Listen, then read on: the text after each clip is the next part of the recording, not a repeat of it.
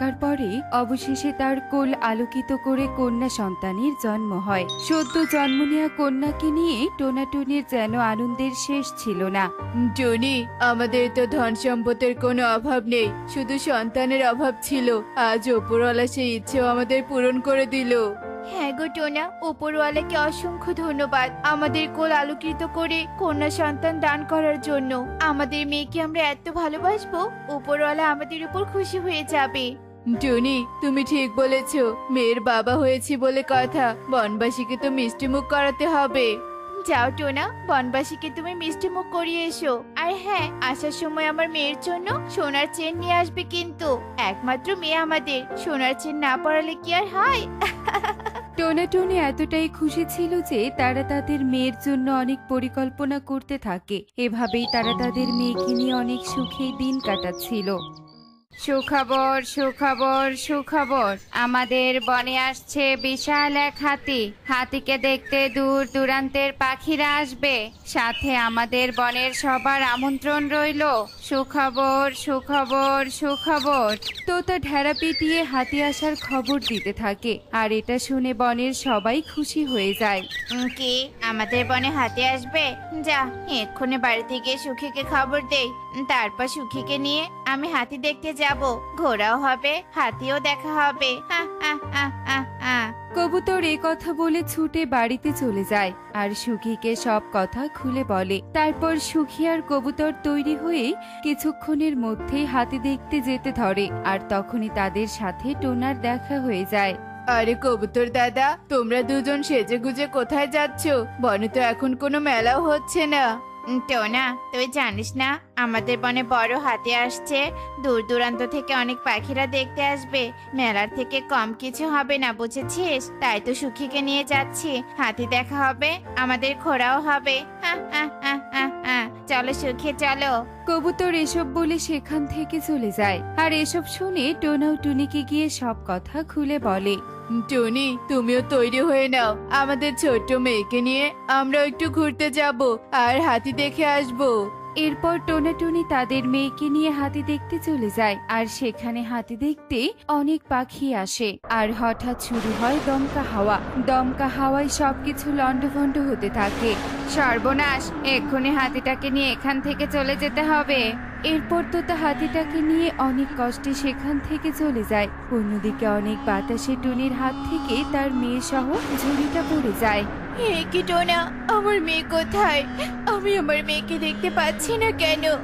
এই বাতাসে আমি আমার মেয়েকে কোথায় খুঁজে পাবো? টুনি, এভাবে ভেঙে পড়ো না। আমাদের মেয়েকে যে খুঁজে বের করতেই হবে। হে উপরওয়ালা, আমাদের মেয়েকে তুমি ফিরিয়ে দাও, ফিরিয়ে দাও।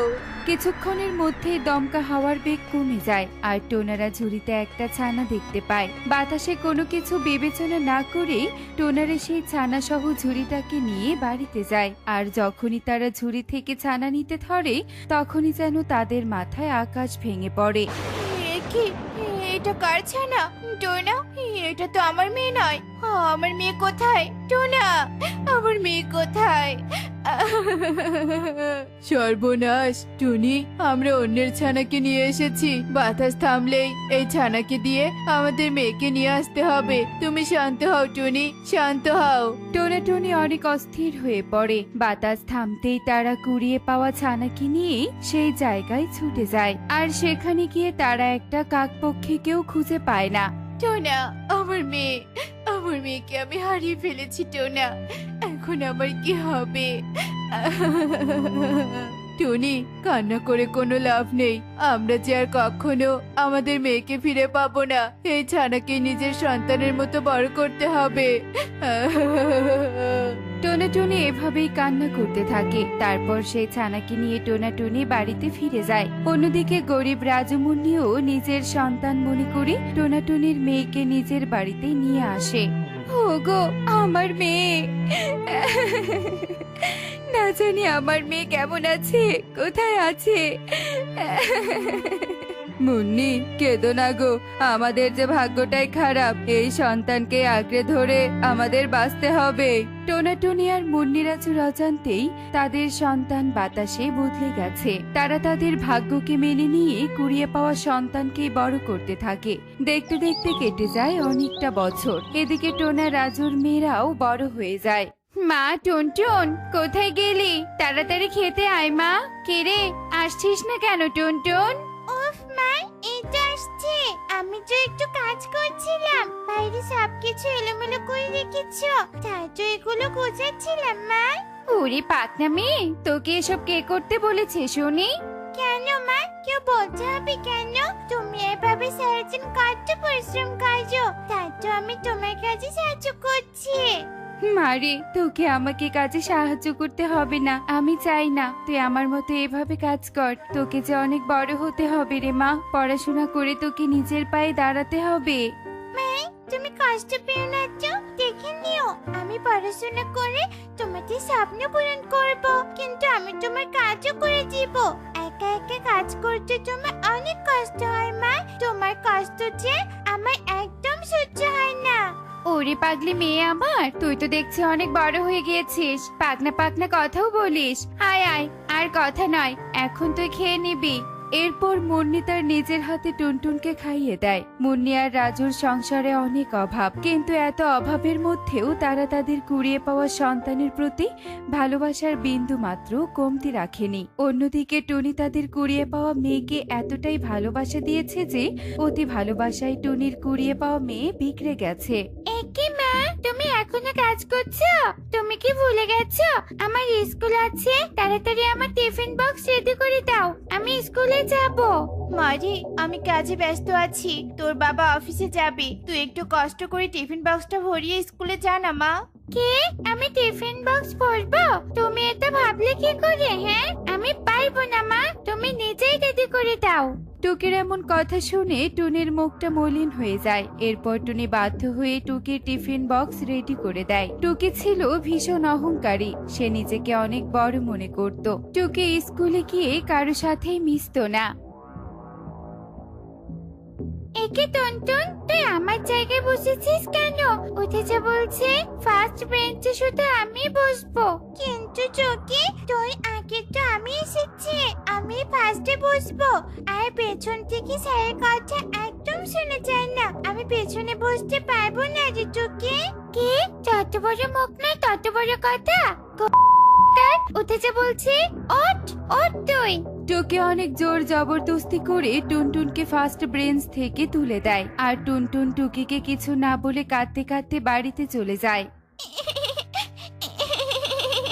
একিরে মা টুনটুন, তুই এভাবে কান্না করছিস কেন? কি হয়েছে তোর? এরপর টুনটুন মুন্নিকে সব কথা খুলে বলে আর ভীষণ কাঁদতে থাকে। কাঁদিস না রে মা, পড়াশোনা করলে বন্ধুদের মাঝে এরকম একটু একটু হয়ে থাকে। ঠিক আছে, তুই আর কাঁদিস না, তোকে আজ আর স্কুলে যেতে হবে না। তোর বাবা জমিতে একা একা কাজ করছে, আমিও যাচ্ছি তোর বাবাকে সাহায্য করতে, তুই বাড়িতেই থাকবি কিন্তু।